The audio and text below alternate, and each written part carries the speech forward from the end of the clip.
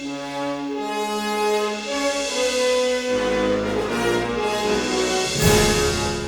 you're going to build a time machine into a car or truck, why not do it with some style? That was exactly the question I had as a Back to the Future fan myself. This question even vexed my toddler.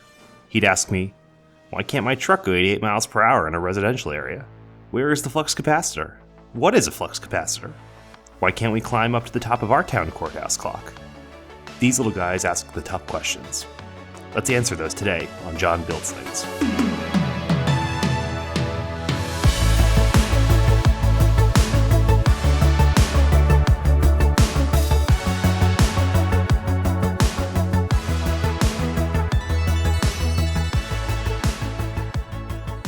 So why so much love for Back to the Future?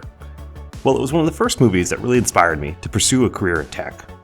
Doc Brown's reassurance to Marty that, if you put your mind to it, you can accomplish anything, has always resonated with me, and it serves as a constant reminder to persevere and work through challenges one problem at a time.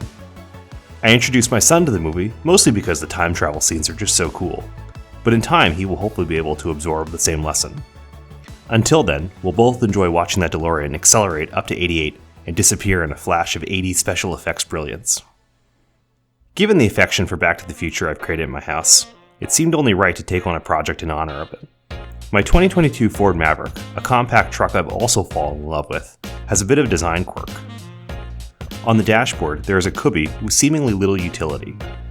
The maker community has no shortage in ideas for things to fill it with. Everything from the practical, like a phone holster, to the impractical, but awesome, like a chicken nugget and sauce caddy. These are great projects in themselves, but they won't get you back to 1955 or to the future of 2015 anytime soon. I decided this little cubby is where I'd put a flux capacitor for both my and my son's amusement.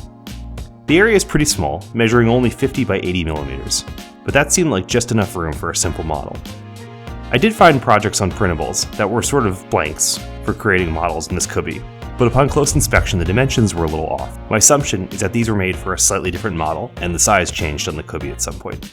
I looked around on printing websites for a compact flux capacitor model, but nothing great came up. Having built a larger one a few years ago, I was not afraid of the challenge. The trick would be matching the cubby's cavity closely. That was no worry. I just measured the space myself, taking extra care. With the dimensions in hand, I modeled it in Fusion 360 and printed it on my Ender 3 S1 Pro. The model is in a few different pieces to accommodate the different colored parts on the front and allow easy assembly of the front and back as separate components. The fluxing effect is achieved with just a set of bright white LEDs powered by a simple script running on a Raspberry Pi Pico. I chose the Pico because honestly I had one laying around. This code is so simple that it'll run on just about any microcontroller.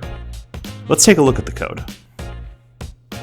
After some simple initialization code in the setup section, the loop section isn't much more complicated.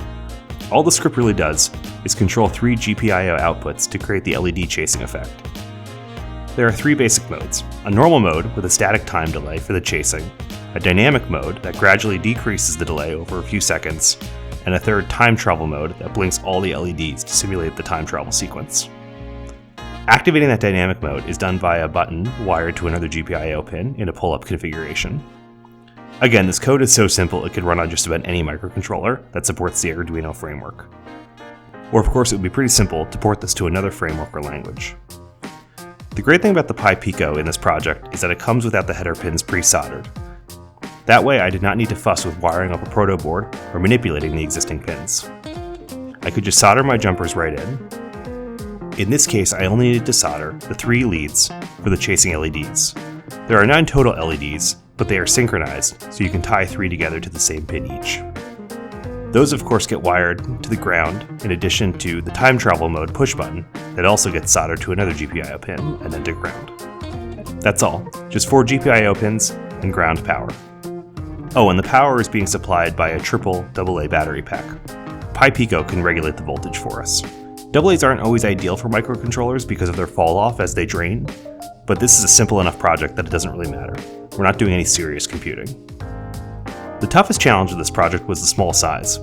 Making it look like a convincing prop while fitting it into a space of only a few square millimeters was a unique task. To glue up the various parts of the model, I used a special type of glue that can be cured instantly using a special light. I just stumbled upon this one day at Home Depot, but I absolutely love it. It's obviously much more expensive than normal glue since the bottle literally has a light built into it, so use it sparingly. But that light cures it so fast, making small, tedious glue-ups a breeze. Options for installing this project in my truck were a little limited. I was reluctant to start drilling into the dash or using any kind of adhesive to secure it. So I went with a bit of a lazy option and just shoved everything into the cubby and pushed the face back until it would fit with a little friction. It definitely wobbles a bit when I turn it on or press the button, but not so much that it shakes loose. This gives me the option to modify or remove it in the future without a lot of hassle. I'm in no hurry to get rid of this truck and I absolutely love it, but I want to have my options open. There are about 1 million build your own flux capacitor videos out there, and they all have their merits ranging from quick and easy to authentic film prop reproduction quality. However, I've never seen one quite like this, and so I hope you won't mind my contribution to this vast pool. Overall, this project was a lot of fun, and I completed it over the course of just 2 or 3 weekends, which was mostly eaten up by design and test fitting. Feel free to download the source to the project and the model files to modify it and fit to your own dashboard. Just don't drive too fast, or you won't know when you are. Thanks for watching, and as always, please like this video and subscribe to John Builds Things.